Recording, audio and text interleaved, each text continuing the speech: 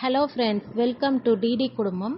இன்றைக்கி நம்ம மட்டனில் semi gravy எப்படி செய்யலாம் பார்க்கலாங்க. சப்பாத்தி, தோசை, இட்லி எல்லாத்துக்குமே சாப்பாடுக்கெலாம் கூட ரொம்ப சூப்பர் காம்பினேஷனுங்க இந்த கிரேவி. நீங்களும் இதே மாதிரி ட்ரை பண்ணி பாருங்கள். வாங்க வீடியோஸ்குள்ளே போகலாம். இப்போ நான் 1 kg மட்டனை நல்லா வாஷ் பண்ணிவிட்டு மஞ்சள்தூள் போட்டு நல்லா வாஷ் பண்ணிக்கோங்க. அதுக்கப்புறம் நம்ம மஞ்சள்தூள் ஒரு 1/2 ஸ்பூன் போட்டு உப்பு, மட்டனுக்கு மட்டும் தகுந்த மாதிரி உப்பு கொஞ்சமாக போட்டுக்கோங்க. போட்டுட்டு தண்ணி கொஞ்சம் கம்மியாகவே ஊற்றிக்கோங்க, ஏன்னா நம்மளுக்கு கிரேவி ரொம்ப தண்ணி ஆகிடும். இப்போ 4 விசில் விட்டு எடுத்துக்கலாம் மிதமான சூட்டில்.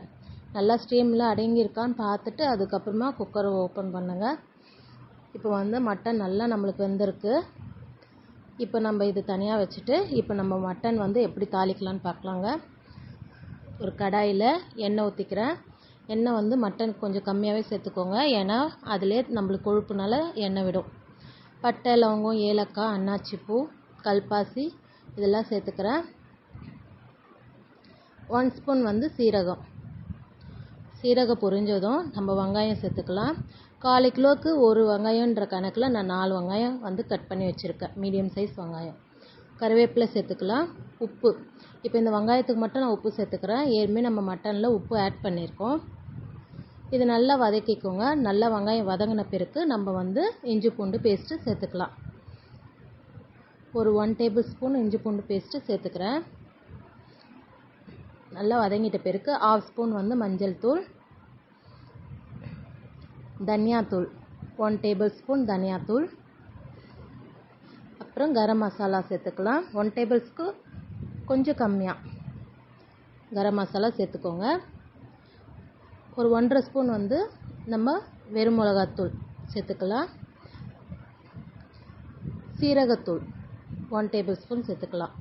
சேர்த்துட்டு நல்லா இந்த மசாலாலாம் பச்சை வாசனை போகிறதுக்கு நம்ம நல்லா வதக்கிக்கலாம். ரொம்ப கருகிற அளவுக்கு வதக்காதீங்க, கொஞ்சம் ஸ்லோ ஃப்ளேமில் வச்சுட்டு வதக்கிக்கோங்க. இப்போ நான் 3 தக்காளி சேர்த்துக்கிறேன்.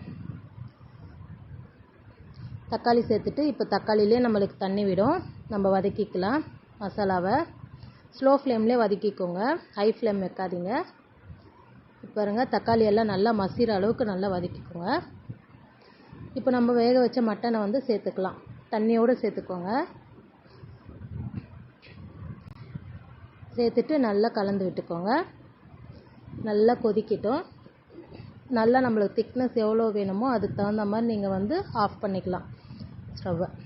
சப்போஸ் உங்களுக்கு ரொம்ப தண்ணி ஆகிடுச்சு கிரேவி அப்படின்னா, காரமும் ஜாஸ்தி ஆகிடுச்சு தண்ணி ஆகிடுச்சு அப்படின்னா, நீங்கள் முந்திரி பருப்பு இருக்குங்களே, ஒரு 5 இல்லை 10 முந்திரி பருப்பு நீங்கள் குழம்பு தகுந்த மாதிரி போட்டுக்கோங்க. பவுட்ரு பண்ணி அதை நீங்கள் தூவி விட்டிங்கன்னா உங்களுக்கு கிரேவி நல்லா திக்னஸ் கொடுத்துரும், நல்ல டேஸ்ட்டாகவும் இருக்கும். பாருங்கள், நம்மளுக்கு இந்த திக்னஸ் போதும். இப்போ கொத்தமல்லி போட்டு நல்லா கலந்து விட்டுக்கலாம். பாருங்கள், மட்டன் நல்லா வெந்துட்டு நம்மளுக்கு கிரேவியும் நல்லா திக்னஸ் ஆயிடுச்சு. இந்த பாருங்கள் எவ்வளோ சூப்பராக மட்டன் வெந்திருக்கு பாருங்கள். அப்போ நம்ம ஸ்டவ் ஆஃப் பண்ணிடலாம், போதும். இந்த சேனல் பிடிச்சிருந்தா நீங்கள் லைக் பண்ணுங்கள், ஷேர் பண்ணுங்கள், சப்ஸ்கிரைப் பண்ணுங்கள். நீங்களும் இதே மாதிரி செஞ்சு பார்த்துட்டு எனக்கு கமெண்ட் பண்ணுங்கள். மேலும் நெக்ஸ்ட் வீடியோஸில் சந்திக்கலாம். தேங்க்யூ.